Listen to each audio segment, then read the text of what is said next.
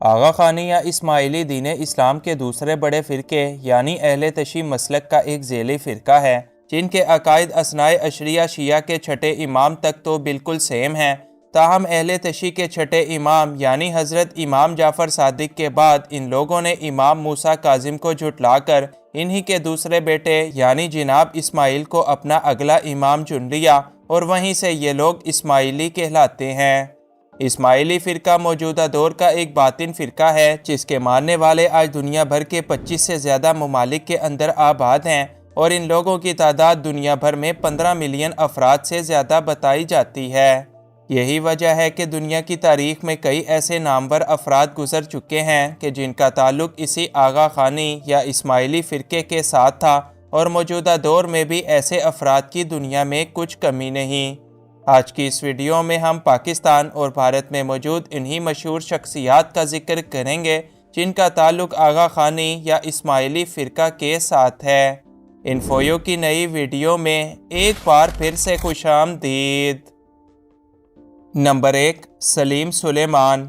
سب سے پہلے بات کرتے ہیں پڑوسی ملک بھارت میں موجود اسماعیلیوں کی، تو ان میں پہلا نام بھارت کے مشہور ترین میوزک ڈائریکٹر اور کمپوزر سلیم سلیمان کا آتا ہے۔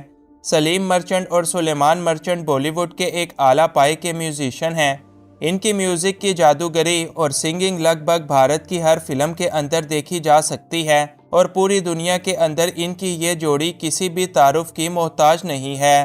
سلیم مرچنٹ اور سلیمان مرچنٹ کا تعلق آغا خانی یا اسماعیلی مسلک کے ساتھ منسلک ہے۔ نمبر 2، ساجد ناڈیاڈوالا۔ دوسرے نمبر پر بات کرتے ہیں ساجد ناڈیاڈوالا کی، جو کہ بھارت کے ایک بڑے مشہور پروڈیوسر اور ایک ڈائریکٹر ہیں۔ انہوں نے ایک لمبے عرصے سے انڈسٹری کے اندر کام کر کے لازوال شہرت سمیٹ رکھی ہے، اور ان کی کامیاب ترین فلموں کی لسٹ بھی نہ ختم ہونے والی ہے۔ تاہم ساجد بھی اپنی پوری فیملی سمیت نہ صرف ایک مسلمان ہیں بلکہ اسماعیلی شیعہ فرقے کے ساتھ تعلق رکھتے ہیں۔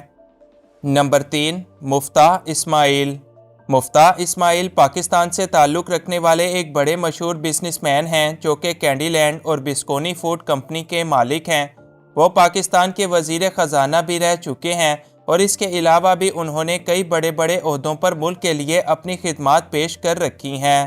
مفتاح اسماعیل کے بارے میں بھی بہت سارے لوگوں کا یہ کہنا ہے کہ ان کا تعلق اہل تشیع کے اسماعیلی مسلک کے ساتھ منسلک ہے۔ نمبر 4، فیصل کپاڈیا۔ فیصل کپاڈیا ایک بڑے مشہور سنگر اور میوزک کمپوزر ہیں، جنہوں نے اپنی گلوکاری کے ذریعے پاکستان، بھارت اور لگ بھگ پوری ہی دنیا کے اندر کافی نام کمایا ہے، اور اب تک لاتعداد ایوارڈز وغیرہ بھی اپنے نام کر چکے ہیں۔ میوزک کمپوزر فیصل کپاڈیا کا تعلق بھی مذہبی اعتبار سے اسماعیلی مسلک کے ساتھ منسلک ہے۔ نمبر 5، امین گلجی۔ امین گلجی پاکستان کے مشہور مصور اسماعیل گلجی کے بیٹے ہیں، اور اپنے والد ہی کی طرح وہ بھی ایک بہترین مصور اور کیلی گراف آرٹسٹ ہیں۔ ان کی شاہکاری کے نمونے پوری دنیا کے اندر اپنی ایک بڑی خاص شہرت رکھتے ہیں۔ امین گلجی کا تعلق اسماعیلی شیعہ فرقے کے ساتھ منسلک ہے۔ نمبر 6، اسماعیل گلجی۔ اسماعیل گلجی امین گلجی کے والد ہیں، اور شاندار آرٹ اور کیلی گرافی میں ان کا کوئی ثانی نہیں۔ نامور ایوارڈ یافتہ امین گلجی کے شاندار فن پارے آج بھی دنیا بھر میں بے حد پسند کیے جاتے ہیں، اور اگر آپ نے ان کے ٹیلنٹ کا ایک نمونہ دیکھنا ہو تو اسلام آباد کی فیصل مسجد کو ایک نظر دیکھ لیں۔ اس کے علاوہ اسلام آباد کی پارلیمنٹ کے اندر بھی ان کی کیلی گرافی آج بھی اسماعیل گلجی کی کاریگری کی گواہی دیتی ہے۔ Number 7، سمینا bag. پاکستانی کوہ پیما سمینا بیگ کو یہ اعزاز حاصل ہے کہ وہ پہلی پاکستانی خاتون ہیں کہ جنہوں نے ماؤنٹ ایورسٹ کو سر کیا، اور اس کے علاوہ بھی وہ دنیا کی بلند ترین چوٹیاں چڑھ کر پاکستان کا نام متعدد بار روشن کر چکی ہیں۔ تاہم سمینا بیگ کا تعلق بھی اپنے مذہبی اعتبار سے اسماعیلی فرقے کے ساتھ منسلک ہے۔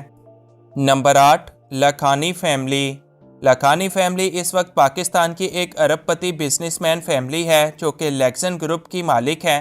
اس گروپ کی ٹیکنالوجی، تعمیرات، فوڈ، پیپر اور میڈیا انڈسٹری کے اندر اربوں روپے کی سرمایہ کاری ہے۔ یاد رہے کہ ایکسپریس نیوز، کولگیٹ اور پاکستان میں میک ڈونلڈز کی 50 سے زیادہ برانچز بھی اسی گروپ کی ملکیت ہیں۔ تاہم اس پوری فیملی کا تعلق بھی اسماعیلی مسلک کے ساتھ منسلک ہے۔ نمبر 9، صدر الدین ہاشوانی۔ پاکستان کے ارب پتی بزنس ٹائکون صدر الدین ہاشوانی شہرت کے معاملے میں کسی کے محتاج نہیں ہیں۔ صدر الدین ہاشوانی ہارشو گروپ کے چیئرمین ہیں۔ انہوں نے پاکستان اور بیرون ملک کے اندر اربوں روپے کی سرمایہ کاری کر رکھی ہے۔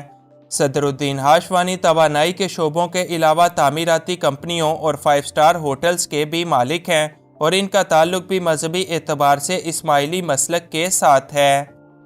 نمبر 10، شہزاد روئے۔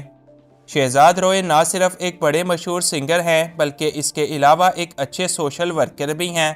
وہ پاکستان کے اندر لاوارث بچوں کی تعلیم و تربیت کے لیے کام کرتے ہیں اور اسی حوالے سے ایک NGO کے ساتھ منسلک ہیں۔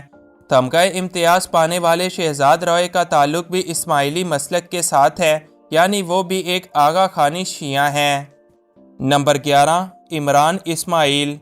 پاکستان تحریک انصاف کے مرکزی رہنما اور سابقہ گورنر عمران اسماعیل کے بارے میں بھی یہی کہا جاتا ہے کہ ان کا تعلق بھی اسماعیلی شیعہ مسلک کے ساتھ منسلک ہے، تاہم یہ بات اب تک پوری طرح سے کنفرم نہیں ہو سکی، اور نہ ہی عمران اسماعیل نے خود کبھی بھی اپنے مسلک یا فرقے کے بارے میں کوئی بات کسی کو بتائی ہے، اور نہ ہی ان کا کوئی ایسا بیان کبھی بھی دیکھنے کو ملا ہے۔